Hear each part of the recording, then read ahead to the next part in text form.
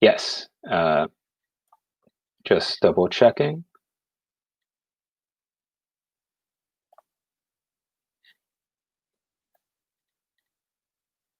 Yes, we have started streaming. Fantastic.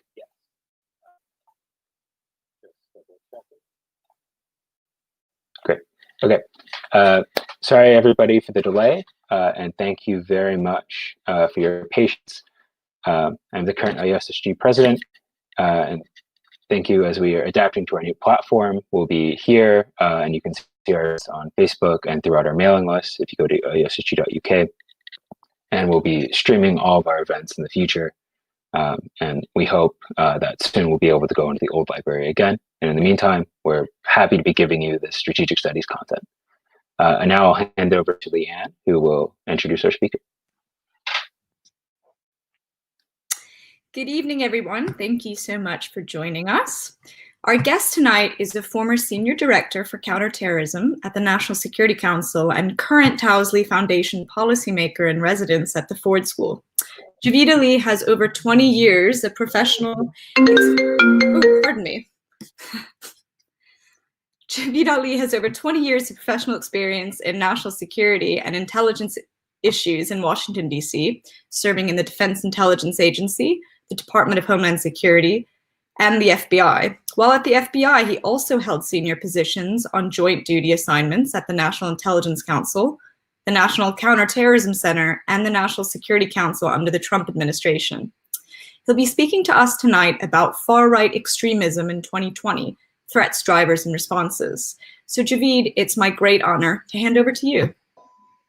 Well, Leanne, thank you so much for that kind introduction. Great to be here with you, Matthew, the rest of the Strategic Studies group, and truly an honor to be here for the kickoff event, I guess, of start of your semester. So really an honor to be here, and definitely wanted to talk about this phenomena of far-right terrorism inside the United States. This is something I looked at extensively in my time in government across many of those different roles that you described, Leanne. And based on events that have happened here in Michigan in particular, and as Leanne, as you mentioned, that's where I'm teaching now at the University of Michigan, and that's where I'm from originally. And I left Washington, D.C. this summer and now back here in Michigan. So it's a homecoming of sorts, but it was also fairly interesting development over the last couple of weeks with this news of a disrupted plot by a militia group, and I'll explain more of what that is later in our event. For those who aren't familiar with militia groups in the United States, a disrupted plot as of a couple of weeks ago to kidnap the sitting governor of Michigan, and there were 14 people in total arrested. This is by far the biggest terrorism disruption that I certainly can remember in the state of Michigan itself. And now being back here with all my government experience in Washington and my academic focus on counterterrorism, just sort of uniquely situated to talk about that topic. So really, really glad to be here today to have this discussion. So Javed, you mentioned the recently disrupted kidnapping plot against the governor of Michigan, your home state, as you said. And this serves as a pretty stark reminder of the threat of domestic terrorism. That said, the development raises all sorts of policy and legal questions that remain pretty unresolved. Do you think you could shed some light for us on what's alleged to have happened and how authorities there are responding? Sure.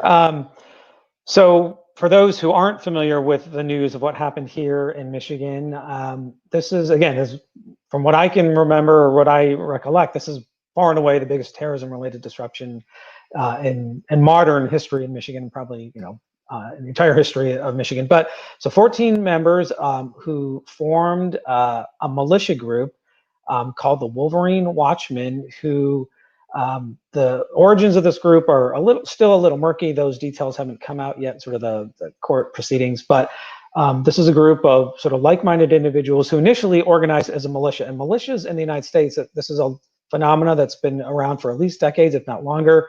These are individuals who think of not only the right to bear arms under the Second Amendment, but then to organize and potentially be a bulwark against government intrusions into their individual liberties or freedoms. And some people in these militia groups and movements think that they trace their lineage all the way back to the colonial era, where citizens militias were being organized at a very sort of bottom-up organic level to fight the British forces in our country's history, going all the way back then. So militias have a long history here, but again, this is a self-organized group of these 14 individuals.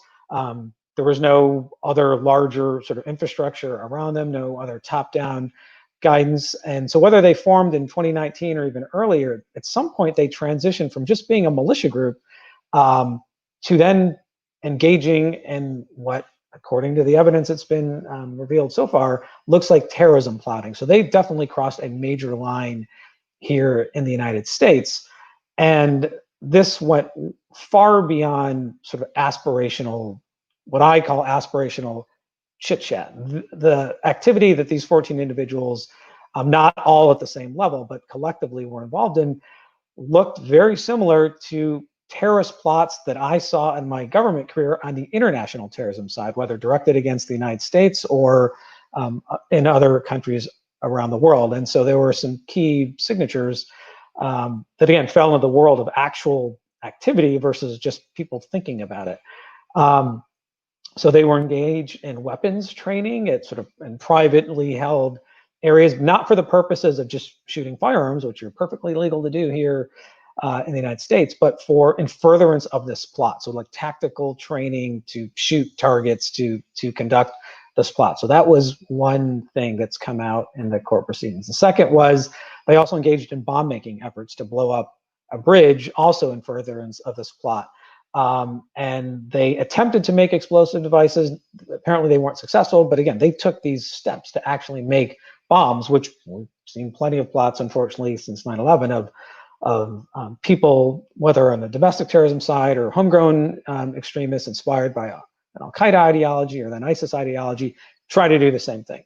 One of the more brazen aspects of this plot, too, they actually conducted 2 surveillance runs of the governor of Michigan's second residence a few hundred miles away from where the state capital is in Lansing. So they got in cars and drove at night, apparently, and surveilled the house. Now, given the fact that there was law enforcement insight into what was happening in this plot at various steps along the way, had they actually tried to get out of the vehicles and go to the governor's second residence, I have to believe that that activity would have been prevented. But still, they took these 2 really audacious steps to conduct surveillance of what they thought was a target. And then they were using the same communication tradecraft, again, we would see in international terrorism plots, encrypted communications, social media platforms, and again, not to talk about sort of their daily lives or just to sort of organize a social network, but in furtherance of the plot. So these were 4 distinct signatures that have come out through the pretrial phase right now that make this very significant from the level of activity these individuals were engaged in. And again, it went way beyond just people thinking about doing something. They were moving towards doing something, even though law enforcement had a pretty good idea of what they were involved in. But we've never really seen anything at that level or scope or scale here in Michigan. So on the heels of that plot, you wrote a pretty strong opinion piece that provided insights on 3 key factors that are driving the domestic terrorism phenomenon in the United States.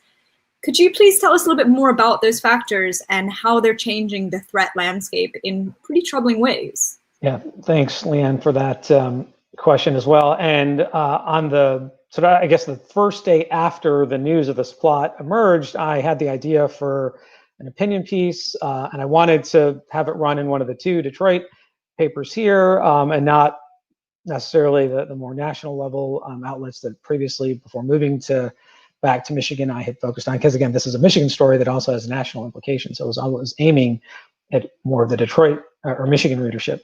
So with that in mind, I thought about what are some of the key things that people can sort of hone in on that seem to be factors that also affected individuals in this plot, but I think speak well beyond this plot in and of itself.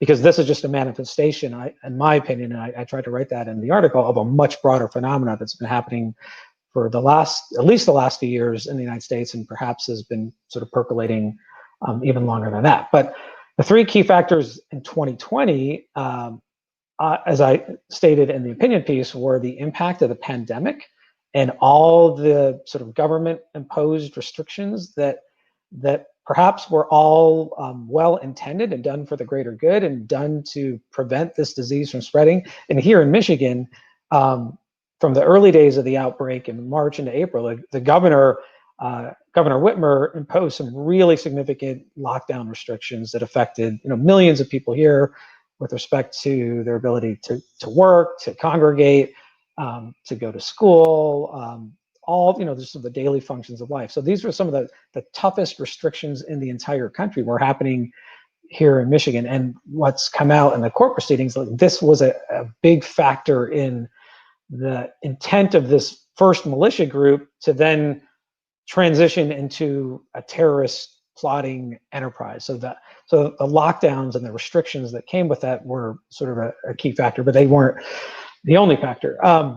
Another one that I tried to highlight in the piece was sort of the social justice movements that have emerged in the country in the aftermath of the George Floyd death and the Breonna Taylor death and other similar incidents. And these events have, for individuals either on the far left end of the spectrum or the far right end of the spectrum, and I would put sort of the individuals in this plot in that far right end of the threat spectrum for domestic terrorism, that also seems to be sort of having a galvanizing effect on not only sort of being radicalized, but mobilizing to violent action. And again, whether that actually had an impact in this plot, we're not sure, but we've seen it with other disrupted plots in this year across the country, where different individuals were attempting to target either protesters or law enforcement showing up at protests to sort of mediate between different sides showing up. So the protests have certainly been a factor.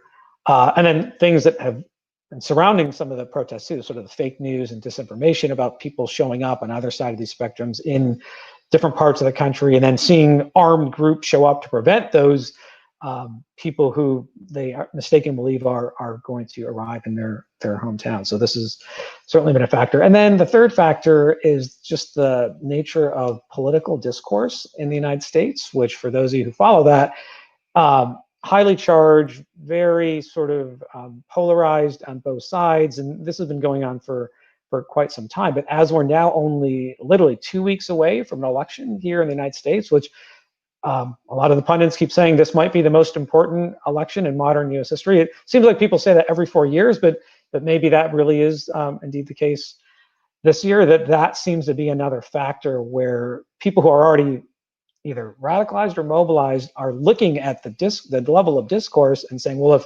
politicians can use that language against their opponents or against others whom they disagree with, well, maybe that justifies my violent action as well. Now, how that impacted the plotting in this Wolverine Watchmen plot, we don't know, or at least hasn't come out yet. But again, that could be, I think that's another factor that's just fueling this broader phenomena. And there are other factors too. I just, for clarity and conciseness, I didn't put them in the opinion piece, but other things I think are equally as important. And it's hard to say, what weight you give to any one of these drivers, but the impact of social media and how the social media works as not only a glue and an echo chamber for individuals who are in these extremist networks and circles and closed communication groups. So social media is something that has really sort of been a key factor. And almost every week certainly here in the United States, there's been news of major disruptions by Facebook, YouTube, Twitter, other social media platforms to remove content, take down accounts, enforce their own terms of service against these ideas that, for whatever reason, have up until very recently been allowed to sort of live and exist on those platforms. So the role of social media has certainly been another key driver. And then there are just a host of other factors as well. And maybe we'll get into those in the Q&A, but at least for the purposes of the piece that I wrote, I tried to just boil it down to three key ones.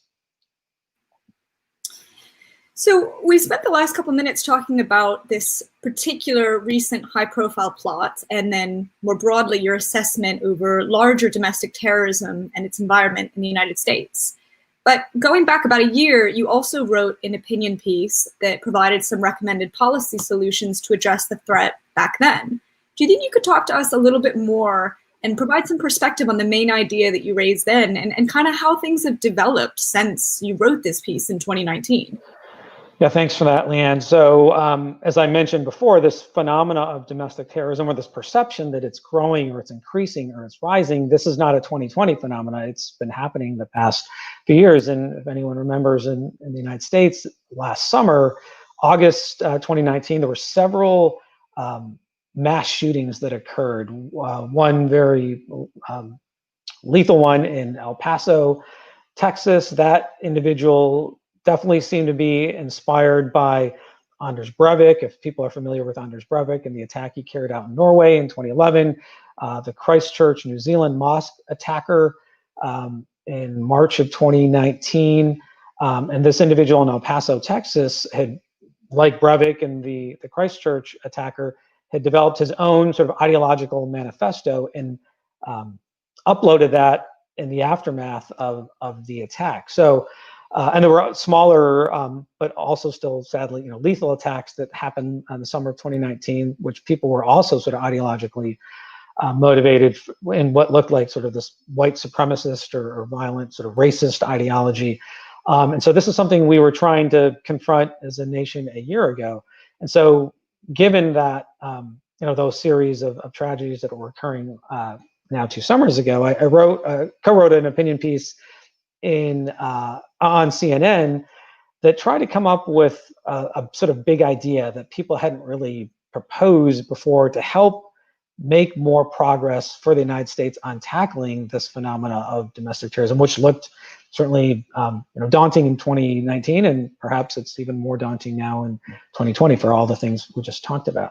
So the big idea that my co-author and I tried to raise in that article was coming up with a 9/11 style bipartisan commission that could be removed from politics, outside of the day-to-day sort of grind of government. And that was the world that I was in for 16 years in the intelligence community and counterterrorism, and able to take a step back look at domestic terrorism and come up with a series of thoughtful recommendations and policy solutions that then an administration could try to implement to do the right thing for the security of the nation. And this is exactly what happened in the United States in the aftermath of 9/11 and the 9/11 Commission, for those of you who are familiar with that. If you haven't read the 9/11 Commission report and you're a student of terrorism or counterterrorism, that should be at the top of your reading list, not only for the analysis of the 9/11 plot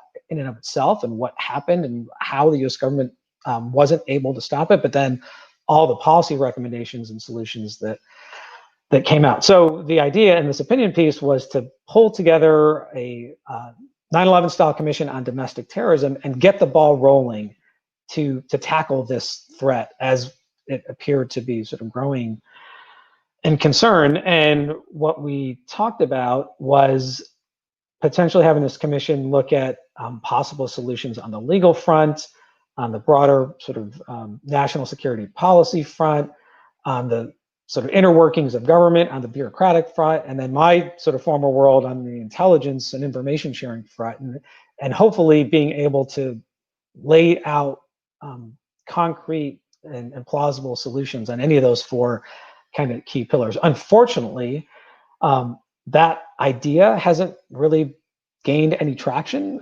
since last year. Not to say that anyone was reading that particular op-ed and thought that this was something really brilliant, but still, I do think that this country needs something like a commission or a national level task force to make progress on those 4 key pillars that I just talked about. Because again, if this threat is growing and it's being fueled by these key factors that we discussed, the policy solutions just aren't there, or the right policy framework isn't there. And if we're expecting a higher level of security based on status quo, whatever that status quo approach is now, then unfortunately, I think, at least here in the United States, that's just going to lead to more sort of plotting, and hopefully we'll be able to disrupt that kind of plotting like the law enforcement was able to do here in Michigan. But it only takes one major attack to change the narrative on what you think about or what the threat looks like. And in this country, we're now the 25th, 2020 is the 25th anniversary of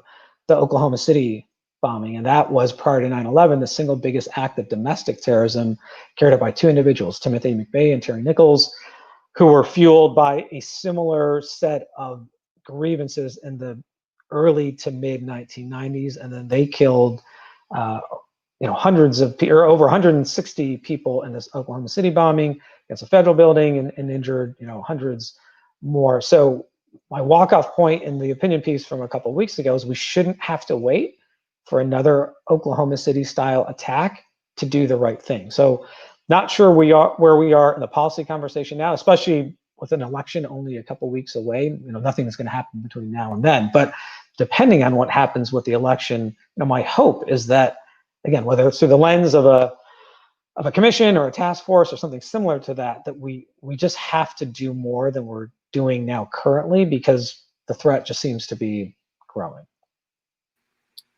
So, Javed, you mentioned in that article that there seems to be a bit of a reluctance in the Trump administration to acknowledge the role that domestic terrorism is playing in the United States right now.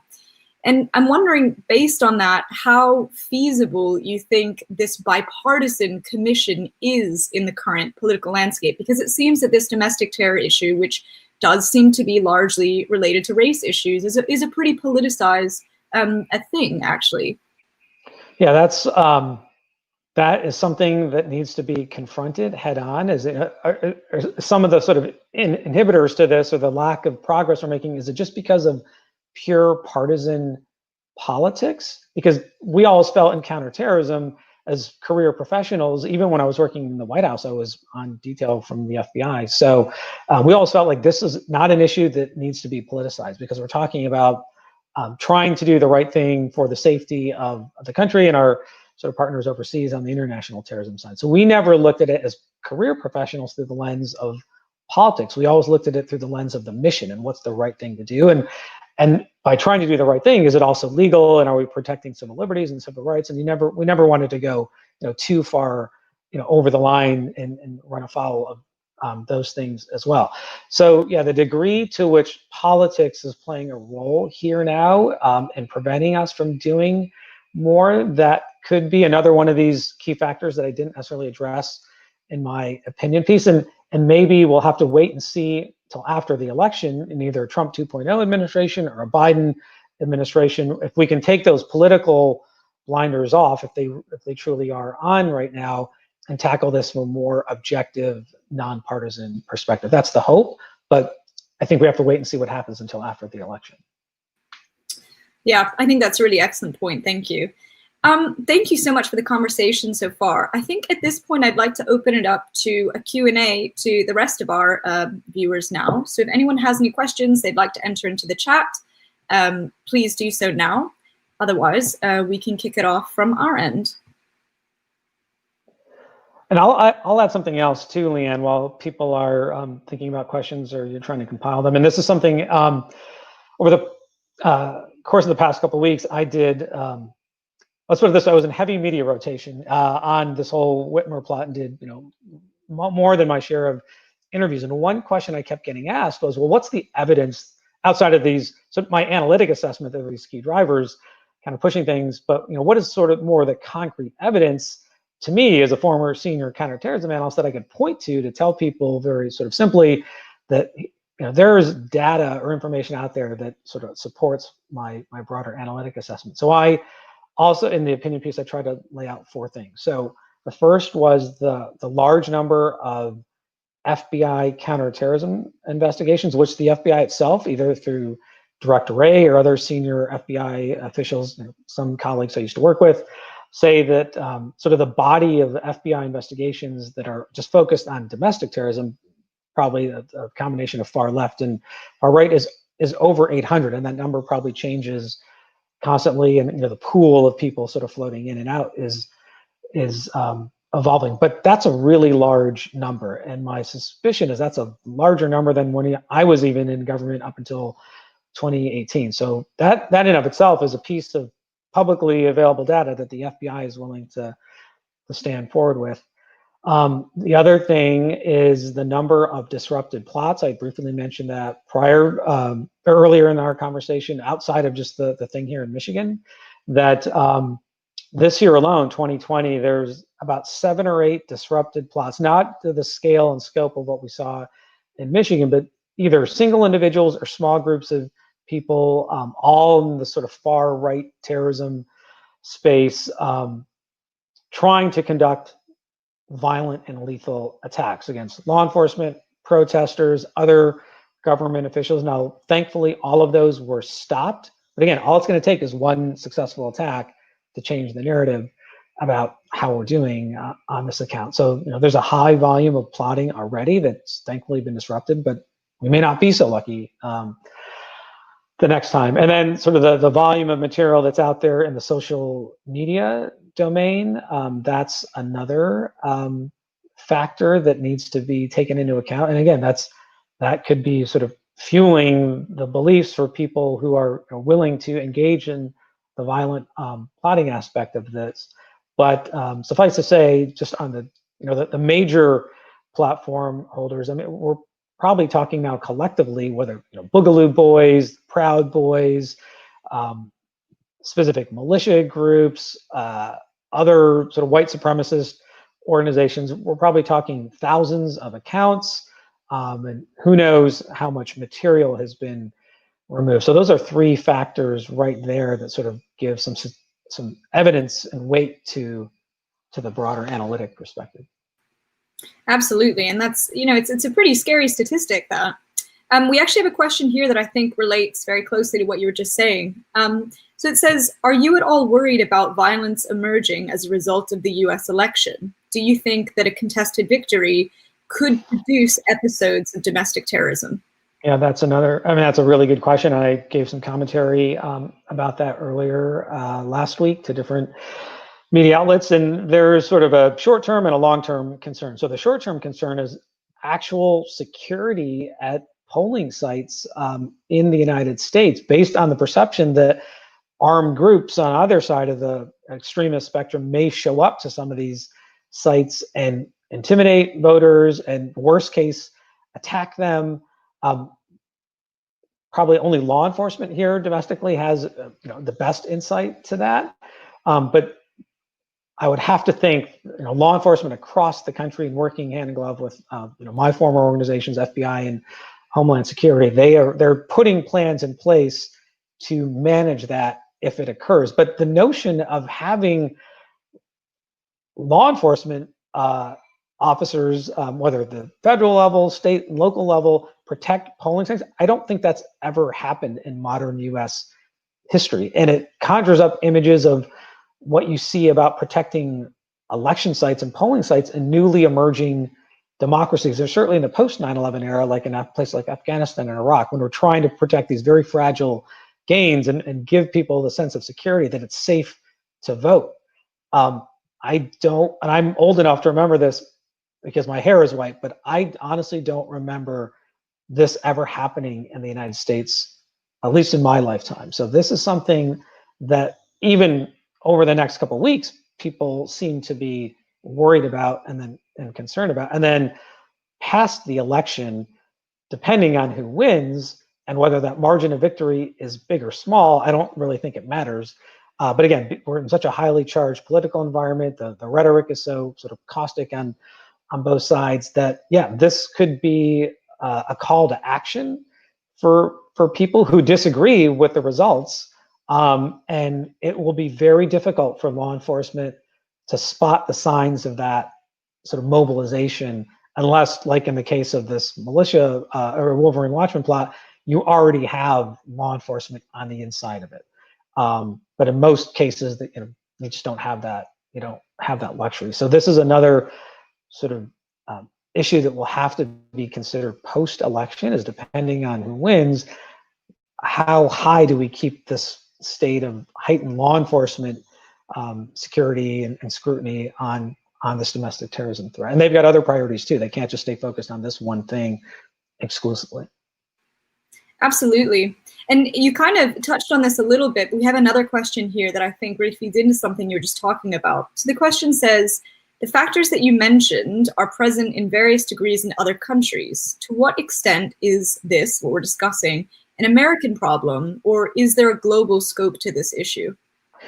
Another really excellent question. I'm not sure there's a 100% black and white answer. I think there's shades of gray, but at least on the American dimension, I think part of the reasons why this threat is growing speaks to things that I talked about. We just don't have the right policy framework to deal with domestic terrorism here that we've developed on the flip side for international terrorism post 9/11. And again, my government career was mostly spent on that side of the domain. So the tools, the resources, the capabilities, the authorities we have to combat terrorist threats overseas, almost none of those apply here domestically in the United States. And the lead for domestic terrorism in the United States is my old organization that I spent the bulk of my federal career in, the FBI. And if we're expecting the FBI, and this isn't a criticism, this is more sort of a plea for help for the FBI, is that if we're expecting only the FBI to sort of carry the load for domestic terrorism in the United States, we're not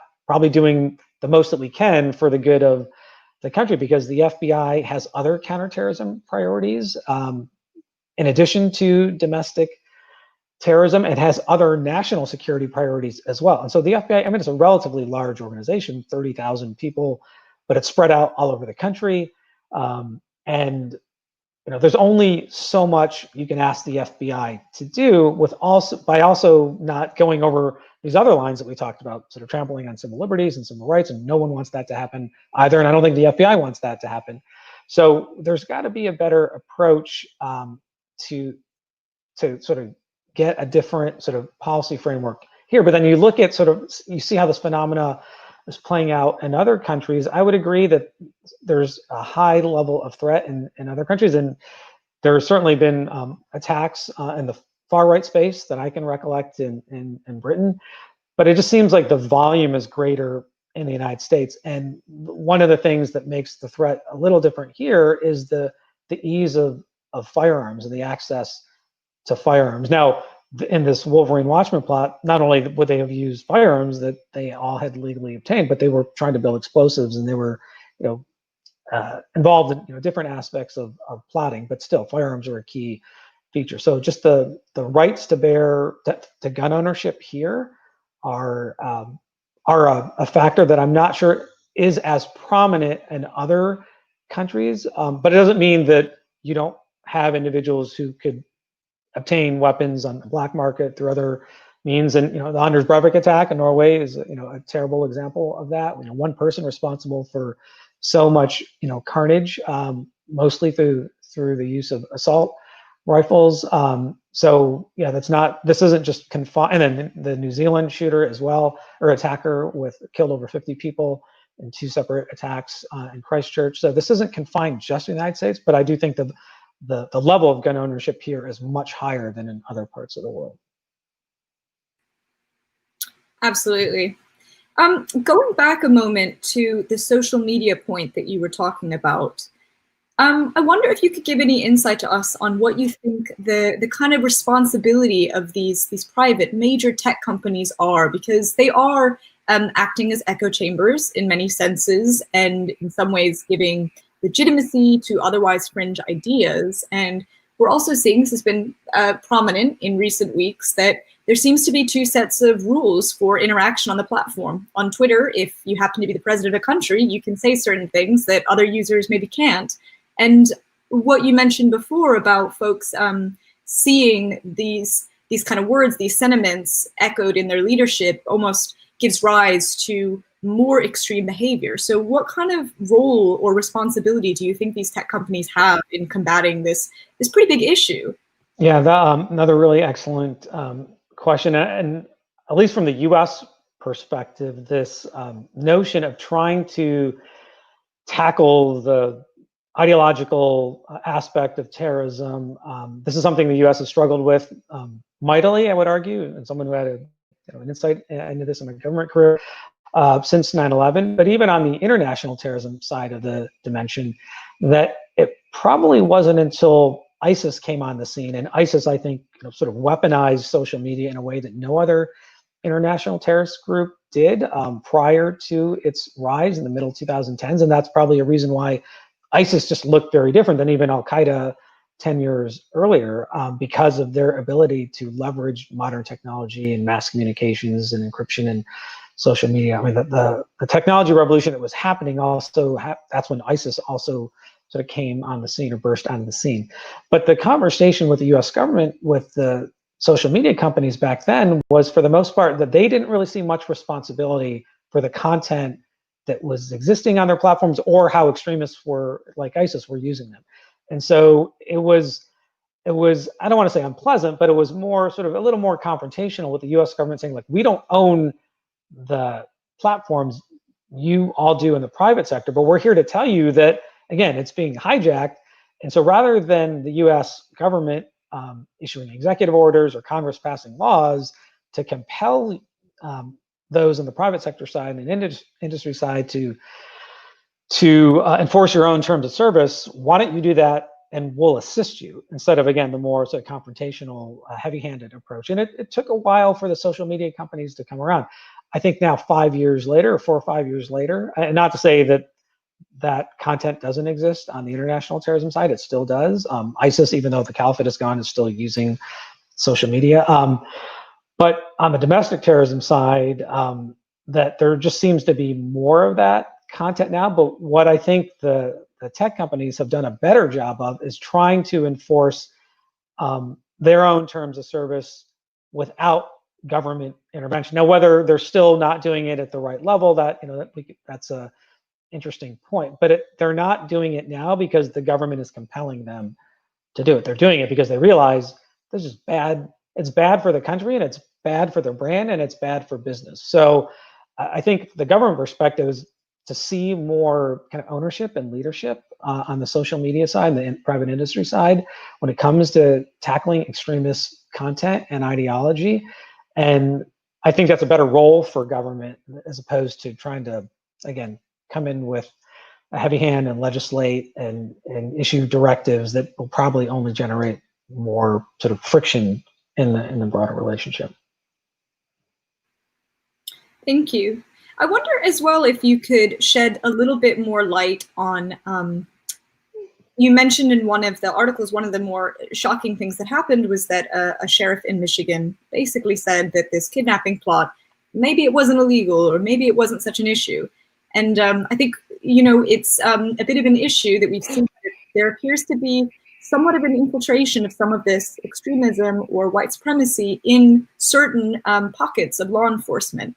What do you think can be done about weeding that out while kind of maintaining the integrity of the system? Yeah, that's another thing that the U.S. is still, we don't have the right legal framework to do that. So there have been cases of individuals with these who hold on to those beliefs you just described, Leanne, that are in law enforcement, in the military as well. And how does our government sort of tackle, people who hold those beliefs and may be engaged in criminal activity or violent activity? That's when I think there's an opportunity to have some kind of intervention, whether it's a law enforcement intervention or not.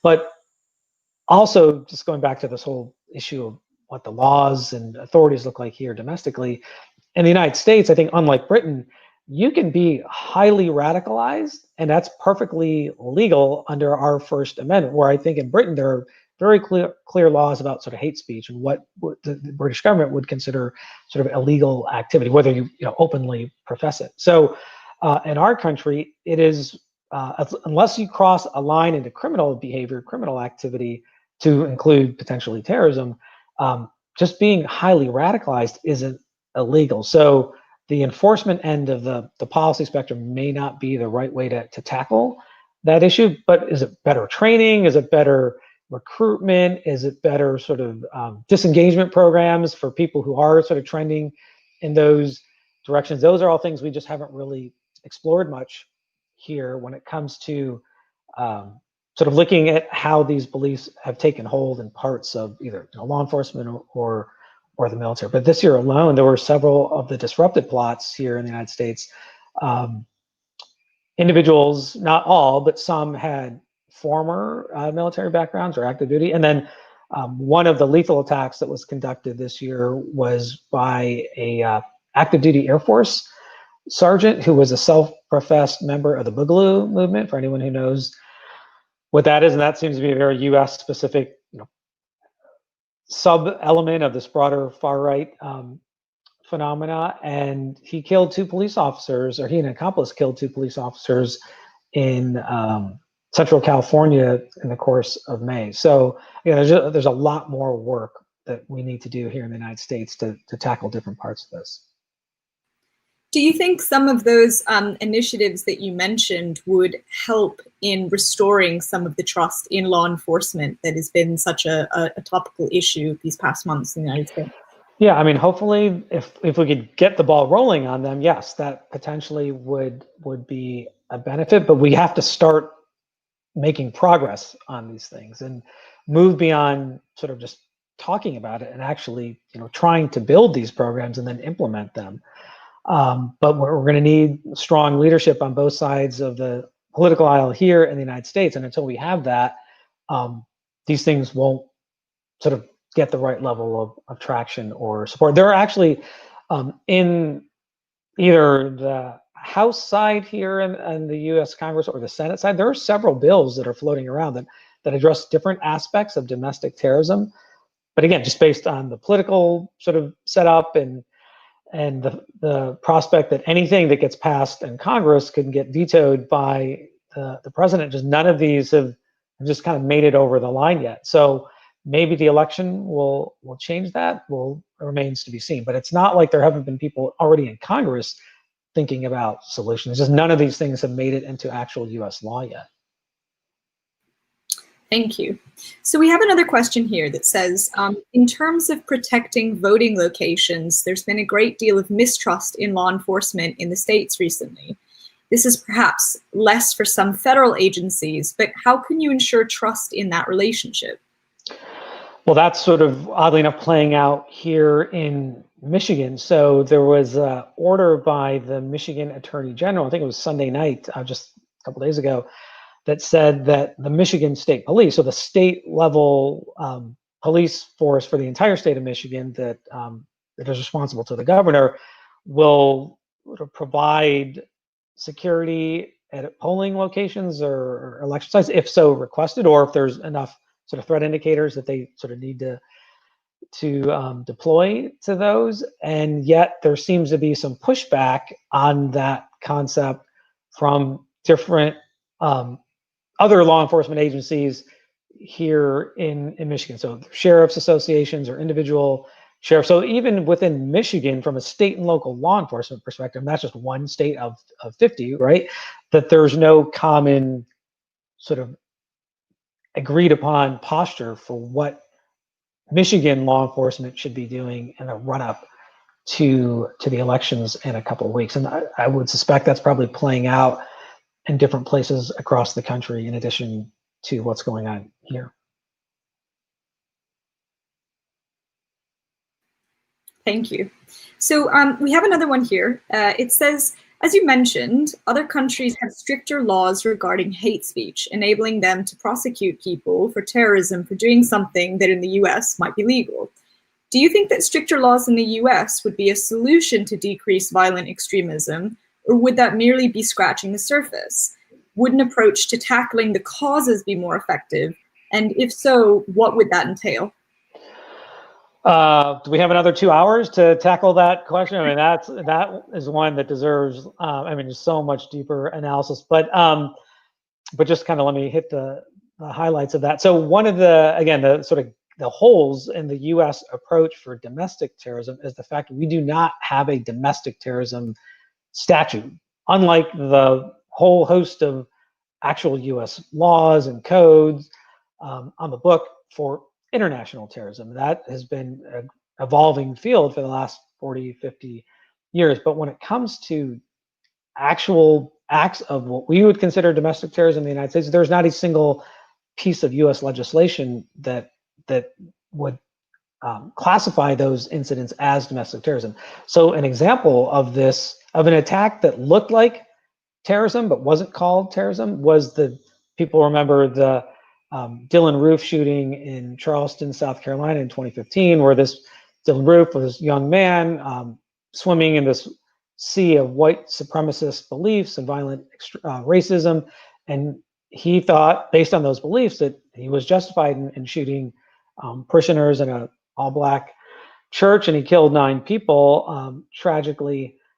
But he was charged with federal hate crimes, not a federal act of domestic terrorism, because there's no law, U.S. law on the book to charge him with that. Likewise, in the Michigan, or the Wolverine Watchman plot here in Michigan, 14 people arrested, at least 6 charged with federal crimes, and the other 7 or 8 charged with Michigan crimes. Ironically, the Michigan crimes all have some terrorism-related charge to them, because the state of Michigan has developed their own independent terrorism statutes, where the federal charges are all federal crimes, but don't include the word terrorism, even though, just like in the 2015 attack, looks like what was a terrorism plot, and Michigan is calling it terrorism. So the federal crimes for those individuals, those 6, are conspiracy, kidnapping, building explosive devices, furtherance of a conspiracy, interstate travel, and furtherance of a conspiracy. But there's nothing to charge them with a domestic terrorism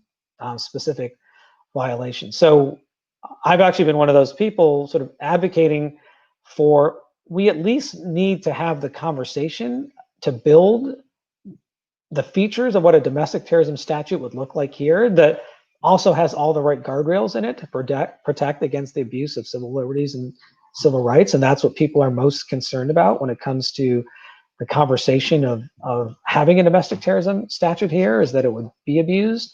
But without yet having a single piece of legislation on the books, again, I just think it's preventing us from having a more honest conversation about what the threat looks like, and calling these individuals who are, when they are disrupted, charging them for what they really are, so domestic terrorists, as opposed to these other kind of hodgepodge of federal crimes, which still all carry significant legal charges. At the end of the day, even if there is no domestic terrorism statute and no charges of terrorism for the 6 in this Michigan plot, they're still all facing 20 to 30 year prison sentences, if not life sentences. But still, without the terrorism law, domestic terrorism law in the books, I think it's preventing us from being more honest about what the threat looks like here in the United States. So I'm an advocate for that, but also building it the right way. And again, whether that's led through a commission or a task force, but we at least need to have something on the books to assist us in confronting this challenge. Completely. We have another question here that I think relates in part to that. And it says, are there scenarios for potential disarmament of radicalized militia? How would the state best go about that without increasing levels of violence?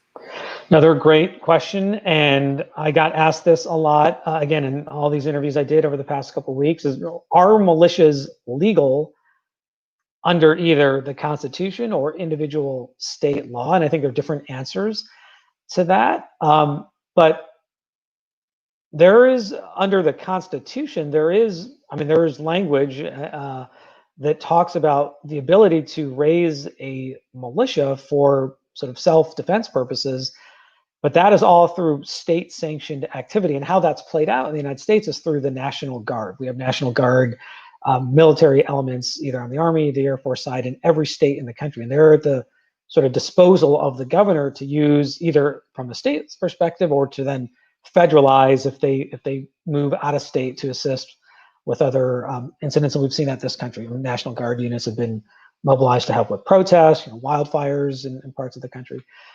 But when you get out of the official state-sanctioned, quote-unquote, militia activity, and then talk about sort of private citizens who take up arms in furtherance of these beliefs that have nothing to do with official state-sanctioned activity, but just their personal interpretation of either the Constitution or the state-specific rights. That's where the law gets really murky, and at least federal law. And then there are different state laws that potentially regulate, what is and is not a militia. But there's no uniform approach to this in the United States. So in this legal gray zone in which armed militia groups operate in the United States, there's an organization here in the U.S. called the Southern Poverty Law Center, and they do yearly assessments of at least the known militia groups, or militia groups that they can collect some kind of open source information on, or the groups that openly declare themselves as such. That the 2019 numbers are about 190 militia groups in the United States. Is that the true number? Probably not, because like in this Wolverine Watchman plot, there are probably ones that are completely under the radar and just kind of only manifest themselves at different times. But even with that sort of as the number, there's no uniform law that speaks to how they organize, sort of what activity is prohibited and not. But generally speaking, once these armed militias move outside of whatever private activity they're involved in that's supported by First Amendment, Second Amendment, other constitutional protections here in the United States, and they start either engaging activity like we saw in the Wolverine Watchman, which is clearly illegal, or trying to take on the role of law enforcement or the military, or interfere with the conduct of government, or intimidate voters. That potentially may happen. Hopefully it doesn't.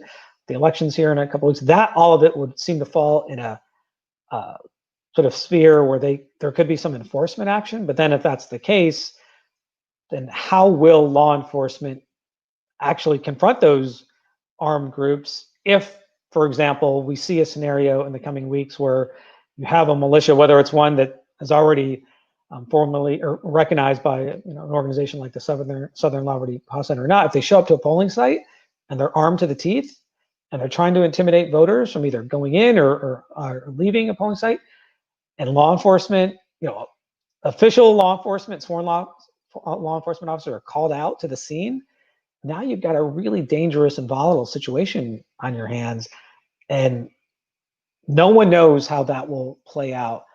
But the worst case part of that scenario is a gunfight, and that would be a terrible tragedy to occur here in the United States, and nobody wants that to happen. So, and I'm actually surprised we haven't seen more of that, given the amount of activity we've already seen with the protests, with armed groups showing up on both sides to these different protests that have occurred in the United States. But again, all it will take is one event or someone with an itchy trigger finger to have things really spiral out of control. So that's something that law enforcement here is going to really have to monitor and watch closely. So we're coming up on the end of the hour here. So I think we've got two last questions, if that's all right with you. Sure. The first one is, you discuss the actions that tech companies are taking in monitoring their platforms for extremist content. But how strong is the relationship between law enforcement and security agencies and social media platforms and tech giants? From my observation of being in government up until 2018, again, that was an evolving relationship. At first, it was rocky, intense, but I do think there's a better mutual understanding on either the national security side or the private industry, tech side of what kind of the shared goals and objectives are. And so, at least from a U.S. perspective, I can't speak for any other country, but I think that relationship has gotten much better. But those are the major platforms. Another thing that's, again, part of this giant jigsaw puzzle we're trying to solve here for domestic terrorism is that there are this whole host of other smaller platforms, or what I would call alternative content platforms, that don't have to worry about a brand or their bottom line, or don't have terms of service they're willing to enforce, or don't have a board of directors they have to answer to, or corporate shareholders. And that's where the really toxic stuff sort of sits. So whether it's the platforms like a 4chan or an 8chan or 153.com or some of these Reddit forums, I mean, this is where the really sort of vile ideology resides. But again, in the United States, there's nothing illegal about it. However much we may find it, hugely distasteful and unpleasant here, unless you're willing to commit violent action on it or openly saying you're going to go do something on behalf of those beliefs, that those ideas and beliefs and that propaganda and that materials is all out there. But again, in these smaller platforms that don't have a relationship with the government or don't even want one in the first place or don't even have the ability to enforce what's happening, then that just, I mean, that is a different piece of the conversation when you're talking about what industry can do. So we made a lot of progress with the giants, but there's a lot more work that needs to be done on the smaller platforms and sites. Thank you. So I think our final question tonight is going to be as follows. Should the immediate policy priority in combating domestic US terrorism be to target social media or other rhetorical-based restrictions, or should it be to invest in law enforcement capability? There's no right answer here, but I do think that there needs to be a better integration of law enforcement. Now, whether, again, that's step 1 versus step 5 in this broader policy approach, we could all agree on. But coming from the domestic security side of the national security world in the United States, from my time at both Homeland Security and FBI, I do think that there's a lot of room to grow. And again, it can't just be the FBI for the most part trying to lead this on the federal government side. I think there's a lot more that the Department of Homeland Security can do that complements the FBI and doesn't conflict with the FBI's primary mission for investigations and intelligence collection and analysis, and then disruptions if they have to. And then are there other pieces of the federal law enforcement or intelligence community sphere that can also sort of play a supporting role, looking at overseas links to some of these individuals or beliefs or movements here in the United States? And then if we can figure out that on the federal side, then again, working more seamlessly with state and local law enforcement is the real sort of stakeholders for this, because they're the ones who are going to confront these threats in local communities here. It's not going to be the FBI or Homeland Security agents or officers for the most part is making frontline contact. It's going to be state and local law enforcement. So I do think there is a lot more work that we need to do on that integration of the federal law enforcement and intelligence side, and then state and local law enforcement. But it's hard to say that this is the first thing we should do versus some of the other steps. Well, Javed, I just want to say thank you so much for all of your insightful comments tonight. It's really been a fascinating conversation. And I'd like to say thank you as well to all of our members who tuned in for your fascinating questions. We're looking forward to seeing you all next week, same time, Tuesday, 7 p.m., where Lieutenant General Mike Nagata will be joining us to talk about great power competition and conflict, the effect of technological change. So thank you so much again. No, thank you. And you're going to enjoy hearing from Lieutenant General Nagata. I worked with him very closely in my last several years of my career. Really engaging speaker and just a fascinating career story. So you're going to enjoy that. And thanks so much for having me. I also I forgot to mention, I wanted to thank Melissa Skorka, who I know is an alum of Oxford in the Strategic Studies group, and she was a big reason why this event came together in our interaction, Leanne. So thanks to Melissa. I don't know if Melissa's out there listening in, but wanted to make that clear. Thank you so much. Good night, everyone. All right, good night, guys. Thank you.